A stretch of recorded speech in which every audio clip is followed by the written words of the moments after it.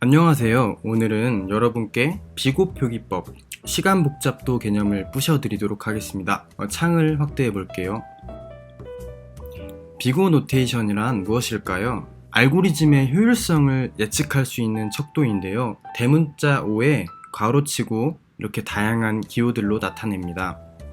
우리는 비곱표기법으로 시간복잡도와 공간복잡도라는 것을 표현할 수 있는데요. 시간복잡도는 말 그대로 시간에 관련된 효율성을 말하는 것이고, 공간복잡도는 메모리에 관련된 효율성을 말하는 것인데, 기술력이 점점 좋아져서 메모리의 성능이 좋아지고 있기 때문에 우리는 주로 공간복잡도보다는 시간복잡도를 고려한다고 학부 시절 교수님께서 알려주셨어요. 자, 이건 복잡도 차트인데요. 가로축은 데이터의 양이고 세로축은 연산의 횟수입니다. 기본적으로 보라색의 5의 n 같은 경우에는 데이터의 양에 비례해서 연산의 횟수가 증가하는데, 분홍색의 n 스퀘어 같은 경우에는 데이터의 양이 증가할수록 연산 횟수가 급격히 상승하네요. 이 그림을 눈에 익혀두셔서 각각의 성능 차이를 상대적으로 파악할 수 있으면 좋을 겁니다. 이제 첫 번째로 5의 원을 살펴보도록 합시다. 5의 원은 보시는 것처럼 입력 데이터의 크기에 상관없이 일정한 시간이 소요됩니다. 예로 들자면 어레이라는 배열을 하나 받고 세 번째 요소를 출력하는 함수를 생각해 볼게요. 어레이의 크기가 100만이어도 인덱스를 통해서 어레이의 세 번째를 출력하는 시간은 정해져 있을 겁니다. 그리고 우리는 비곱표기법 앞에 붙는 상수는 무시할 수 있어요. 왜냐하면 비곱표기법에서는 n이 충분히 큰 값이라고 가정하고 상수는 고정된 값이기 때문에 연산에 영향을 크게 미치지 않는다고 보거든요. 무슨 말이냐면 시간복잡도는 수행되는 정확한 시간이 아니라 처리 시간의 증가율을 나타내는 척도이기 때문에 저렇게 배열의 요소의 값을 4번 출력해도 결국 시간복잡도는 5의 원이라고 보는 거죠. 자,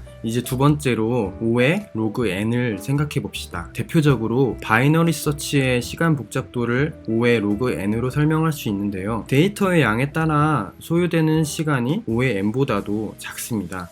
빠른 거예요. 바이너리 서치가 무엇인지 알아야겠죠. 13부터 42까지 총 8개의 숫자가 오름차순으로 정렬이 되어 있다고 해볼게요. 우리는 여기서 13을 찾고 싶단 말이에요. 8개의 숫자를 절반으로 딱 나눕시다. 절반에 해당하는 숫자가 23이네요. 우리가 찾고 싶은 숫자 13은 23보다 작지요? 우리는 이제 23부터 오른쪽은 생각할 필요가 없어요. 휙 날려버릴게요.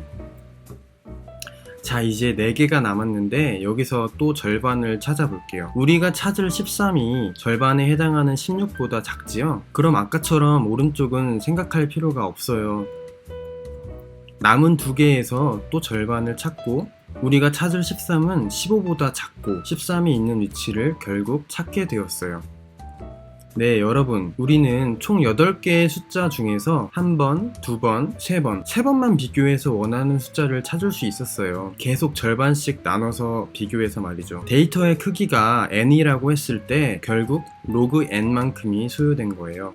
자, 이번에는 5의 n 로그 n에 대해서 알아볼게요. 아까 로그 n 같은 경우에는 절반으로 나누는 거였죠. 앞에 n이 붙었으니 n만큼이 더 걸리겠네요. 즉, 입력값의 크기만큼을 반으로 나누면 또 그 개수만큼은 비교해서 합치는 멀지소트, 퀵솔트, 힙솔트 같은 것들을 예로 들 수 있어요. 그럼 멀지소트에 대해서 알아봅시다.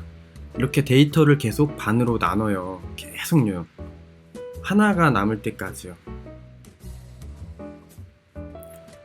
그 다음에 이제 6과 5를 비교해서 오름차순으로 정렬을 하고 3과 1을 비교해서 또 오름차순으로 정렬을 하면서 합치는 거예요. 계속. 이제 7과 8을 비교하고 합치고 2와 4를 비교해서 합치고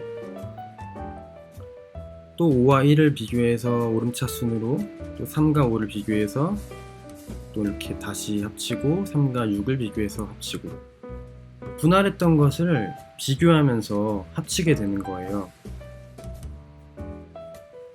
또 4와 8을 비교해서 합치고 이제 결국에 개수만큼 비교해서 합치게 되죠.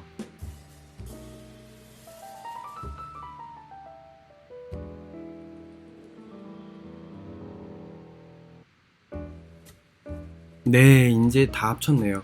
정렬이 완료됐어요. 결과적으로 머지소트는 반으로 나눌 때, 즉 분할할 때 로그 n이 소요되고요. 정복할 때, 그러니까 합칠 때 데이터의 개수만큼 비교해야 하니까 n만큼이 소요됩니다. 따라서 총 n 로그 n이 소요되는 거예요. 자, 이제는 5의 n 스퀘어예요. 입력값의 크기에 따라 소요되는 시간이 제곱으로 증가하니까 효율이 안 좋은 거예요. 대표적으로 버블 소트가 있는데요. 코드를 보면 i가 0에 멈춰 있을 때 j는 0에서 배열의 마지막 요소 전까지 증가하고 i가 하나 증가해서 1로 멈춰 있을 경우에도 j는 0에서 마지막 요소 전까지 계속 증가합니다. 이런 식으로 i가 늘어나는데 j도 계속 증가해서 요소를 비교해요. 이렇게 포문 안에 포문이 중첩된 루프를 이중 루프라고 하고, 이때의 시간 복잡도는 5의 n 스퀘어입니다. 무슨 말인지 모르시겠죠? 이해하기 쉽게 해드릴게요. 정렬되지 않은 5개의 숫자가 있고 오름차 순으로 정렬할 거예요. 그리고 i가 빨간색 화살표, j가 노란색 화살표예요. 처음에는 둘 다 0번째 위치에 있고요. 빨간색 화살표 i는 가만히 있고 노란색 화살표인 j가 0부터 마지막까지 움직이면서 노란색 화살표에 위치한 본인과 한 칸 증가된 위치의 크기를 비교해서 왼쪽이 더 크면 둘을 교환합니다. 3보다 1이 작지요? 그럼 둘의 위치를 수합합니다. 이제 노란색 화살표 i를 하나 증가시키고 아까처럼 본인과 한 칸 오른쪽을 비교합니다. 왼쪽이 크지 않으니까 그대로 둡시다. 주목하셔야 될 것은 빨간 화살표가 고정되어 있는 동안 노란 화살표가 계속 움직인다는 거예요. 이렇게요. 그리고 계속 현재 위치와 한 칸 오른쪽의 크기를 비교합니다. 왼쪽이 더 크지 않으니 방금처럼 그대로 둘게요. 노란색 화살표가 하나 증가하고 현재와 오른쪽을 비교하고 왼쪽이 더 크니 둘의 위치를 바꿔줍니다. 자, 이제 하나의 사이클이 돌았다고 하는 거예요. 빨간색 화살표가 고정되어 있는 동안 노란색 화살표는 계속 움직이며 정렬을 했고 맨 오른쪽에는 제일 큰 값이 고정되었답니다. 하나의 사이클이 끝나고 이제 빨간색 화살표 i가 하나 증가해서 오른쪽으로 위치를 옮깁니다. 그리고 노란색 화살표인 j는 다시 0번부터 시작해서 아까와 같은 행동을 할 거예요. 1이 3보다 더 크지 않으니 수합하지 않겠습니다. 노란 화살표 j가 하나 증가해서 본인과 오른쪽의 크기를 비교하고 그대로 두고, 또 하나 증가해서 본인과 오른쪽의 크기를 비교하는데 왼쪽이 더 크니 수합합니다. 여기서 주목할 것은 노란 화살표인 j는 여기서 멈춘다는 거예요. 왜냐하면 빨간 화살표인 i가 아까처럼 0이 아니라 1이기 때문이에요. j의 이동 범위가 하나 줄어들었습니다. 그리고 두 번째 사이클이 종료되고 맨 오른쪽에는 고정된 값이 위치하게 됩니다. 자, 이제 거의 끝이 보입니다. 빨간 화살표인 i가 하나 증가해서 세 번째 위치에 옵니다. 그리고 노란색 화살표 j는 다시 0번째부터 시작해서 한 칸씩 움직이죠. 왼쪽이 오른쪽보다 크지 않으니까 그대로 두고 노란색 화살표를 하나 증가시키고 현재와 오른쪽의 크기를 비교했더니 왼쪽이 더 크네요. 수합합니다. 초록색 형광펜을 다시 기억합니다. i가 2가 되었으니 세 번째 사이클에서는 노란색 화살표가 여기까지만 움직여요. 그리고 맨 오른쪽에 고정된 값이 들어온 거예요. 빨간 화살표 i를 한 칸 증가시키고 노란 화살표 j는 다시 처음으로 갑니다. 그리고 현재와 오른쪽의 크기를 비교합니다. 초록색 화살표를 까먹지 말고요. 노란색 화살표는 여기까지 움직일 수 있어요. 이제 현재와 오른쪽을 비교하고 세 번째 사이클이 종료되었습니다. 세 번째 사이클이 종료되고 가장 오른쪽의 위치가 정해졌고요. 빨간 화살표를 하나 증가시켜서 마지막 인덱스에 도달했습니다. 그리고 노란색 화살표도 현재와 오른쪽을 비교하고 마지막 사이클이 종료되었네요. 드디어 정렬이 완료되었네요. 네, 이렇게 이중 루프에서는 할 일이 상당히 많아요. 데이터가 5개만 되어도 5의 제곱인 25번이 소요됩니다. 여러분, 마지막이에요. 마지막. 5의 2의 n제곱이에요. 그래프에서 볼 수 있듯이 데이터가 증가하면 연산이 거의 수직 상승하네요. 아주 비효율적인 알고리즘이지요. 대표적으로 피보나치 수열이 5의 2의 n제곱인데요. 피보나치 수열이 뭐냐면 1 더하기 2가 3이죠. 그리고 2 더하기 3은 5지요. 이렇게 계속해서 전의 값과 더해가며 만드는 수열이에요. 피보나치 수열은 재기함수로 구현할 수 있는데요. 재기함수는 자기 자신을